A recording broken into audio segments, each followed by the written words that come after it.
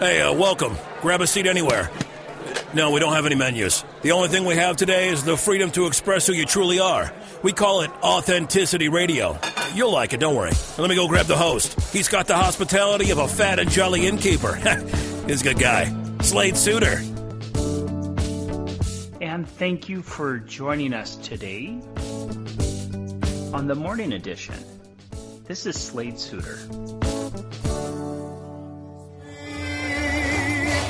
And I seem to find the happiness I see. Marie-Rose Phan-Lé is a film and television veteran who has traveled the world over and over. You may recognize Marie-Rose for her award-winning documentary, The Talking Story, a journey to discover ancient wisdom and healing practices throughout the world. Marie-Rose is a healer herself, and hopefully we can talk her into sharing her journey with us and her process of discovering this part of her in herself that evolved over the time, over the documentary, and throughout after the release of her documentary and her book. And Marie-Rose is also a Chief Operating Officer and Creative Director of High Impact Incorporated. Also, if that's not enough, the founder and president of the Healing Planet Project, a nonprofit organization dedicated to preserving the presentation of ancient healing and spiritual traditions. Born in Vietnam, she immigrated to France and later to the United States and is currently living in Hawaii, which I'm talking to, and we have 12 hours of difference between Hawaii and Barcelona right now. So it's kind of like 9 a.m. her time and 9 p.m. my time. So Marie-Rose, my friend, welcome to Authenticity Radio. Thank you so much, Slade. I'm so pleased to be here. So Marie-Rose, what inspired you to take your journey in the first place and to seek out the healing and spiritual traditions of various cultures? You know, I think many of us have this in common, Slade, that the first search for a connection with something greater than ourselves or something beyond what we know, I think usually comes from a place of pain and wanting to understand suffering and wanting to alleviate it, first of all. And so I think even as a child, I was very interested in spiritual matters. I didn't have the right words for it, but, you know, we were raised Catholic, and then my mother had let us know that prior to being, shifted over to Catholicism, she was raised as a Buddhist. So these kind of belief systems kind of walked around, right, in your psyche. But I think which then led me as I got older to what's beyond religion and what is all this magical, mystical stuff, because I had experienced some things that I felt were beyond this world. And so I think that the early seeds of that seeking were planted, and then it wasn't until so then I also then sought out a teacher because I wanted not someone to follow, I love learning, so I wanted to find people who knew more than I did.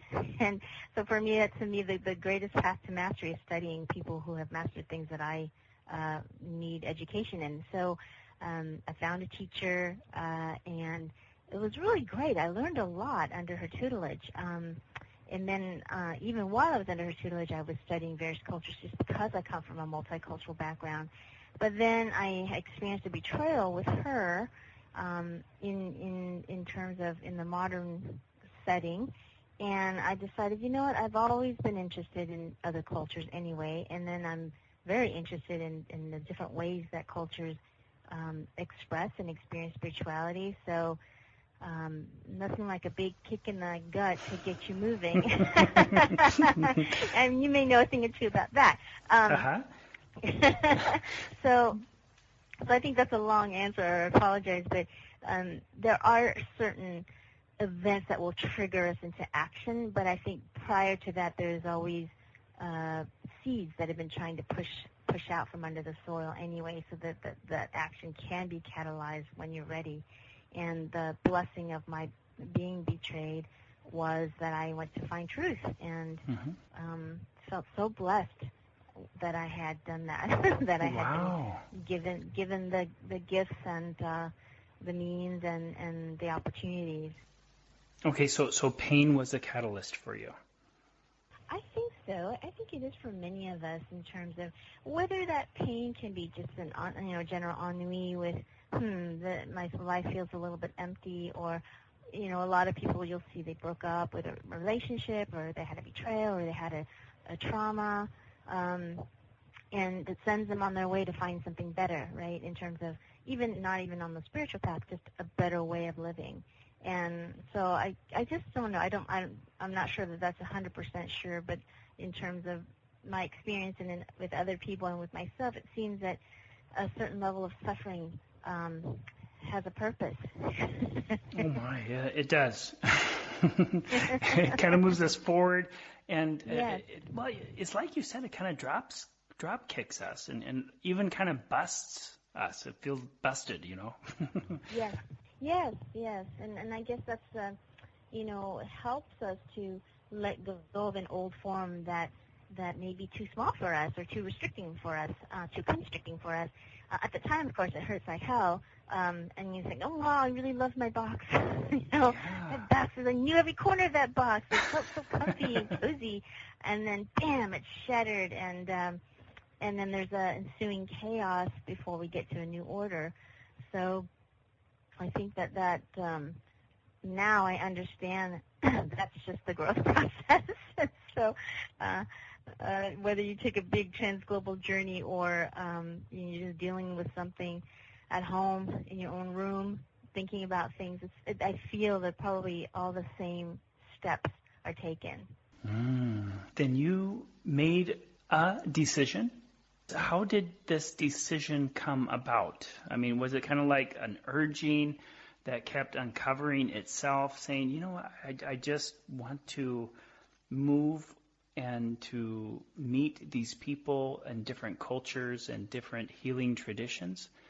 Or how did this come about? Or was it very clear to you? You just wake up like in a dream and saying, I want to do this. You know what? Speaking of dreams, but I was given a dream. Well, it's interesting because I found it was just too tempting, Slade, because it combined two of my greatest passions, which is, spiritual knowledge and filmmaking. So I don't know how much my ego had a say in developing this idea of a mission, but to be able to capture on film or video the wisdom of others, or the healing transmissions of others, was an idea that I thought, wow, wouldn't it be wonderful if that could happen? And then personally, for me to be able to meet with people who were not perfect as humans, that wasn't what I was looking for. And in fact, like I said, I learned so much from my teacher, who was flawed in many ways, as am I, but in terms of what happened between us.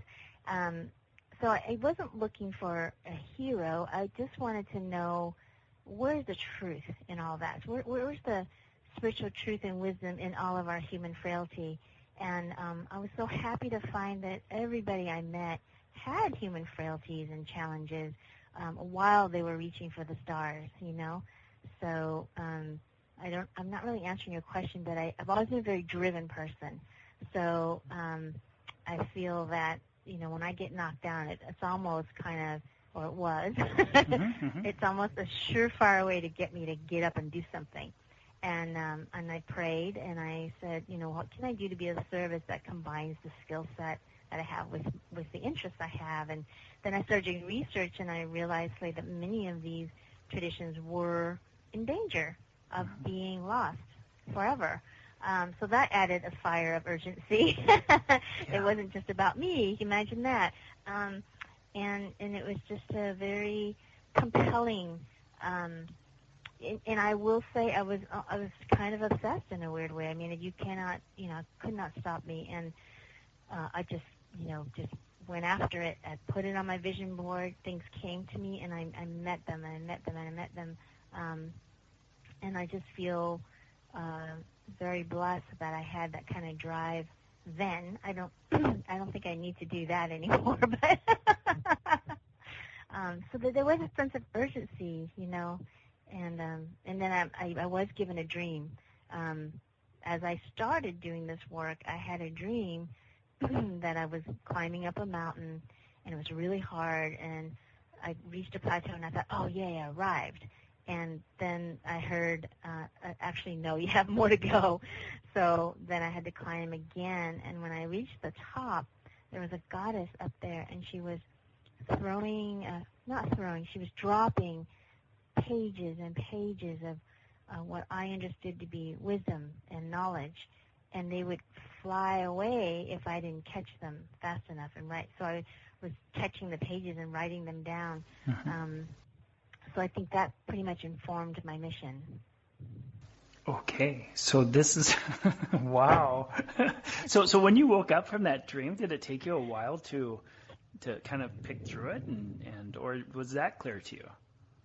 It was so clear. It was as if it was real. It was crystal clear. I did have a hard time coming back to this point because it was as if everything that happened in that dream was really happening. And so, of course, as you study forth, you realize, oh, yeah, it probably was happening. So I think it was metaphoric, but also a transmission of some sort that gave me the fuel to go through what I was about to go through. Wow. Okay, can I ask you a personal question? Or maybe it's not so personal, but maybe you will have an insight to this. Healers, in my experience, are kind of like birds of a different color. They're not quite the I mean, let's say that they have very unique personalities, Yes. Okay, so how did you approach these healers, and were you kind of afraid to approach them, or how did you do that? I feel that healers are it's another form of the arts. They're called the healing arts. So if you've ever hung around an artist, particularly super gifted artists, you know that they have these certain sensitivities, and they have a certain way that you approach this exotic bird. And so I think because I am an artist myself, having been a visual artist and a writer, I wasn't so challenged to meet them. I wasn't afraid. My biggest concern was to be respectful and to make sure I wasn't doing anything culturally unacceptable or offensive. And so that's why I had to lean on what I call the bridge people who had one foot in the world of the healer and one foot in the world of modernity, to help make sure that I follow proper etiquette and protocol when meeting these people. And that really helped me a lot, Slade, because there are all these nuances that one can't guess. And of course, most of them were more interested in or able to read my intention versus my actions all the time. So I think I was given a lot of grace because they could see my intentions, even if I may not be as adept at the right rituals or the right protocol. So reaching for these people was natural for you, and they received you by perceiving you. Yes. I'd say it came naturally to me because I'm also a filmmaker and a documentarian. So even if I weren't so much interested in spirituality, I'm always interested in learning about people, places, and things, a curious mind. And so, if you approach something with a curious mind, I think it's a different frame of mind than I'm coming here to prove a hypothesis or, to hang on to my theory of what I think you are. But you come rather with this open respect and curiosity. It does open a lot of doors. And I think that it's I wasn't always received immediately with open arms. I think that's important for people to understand because it's not even appropriate. You know, in other words, if someone comes and knocks on your door, what's the first thing you say? Who is it? Right? You don't just open the door and say, come in, and say, I wonder who that is. Why are they in my living room? You ask those questions first. So I kind of just going to break it down for people because sometimes we forget if we have a camera or we're visiting other countries that you kind of have to think you're actually, whether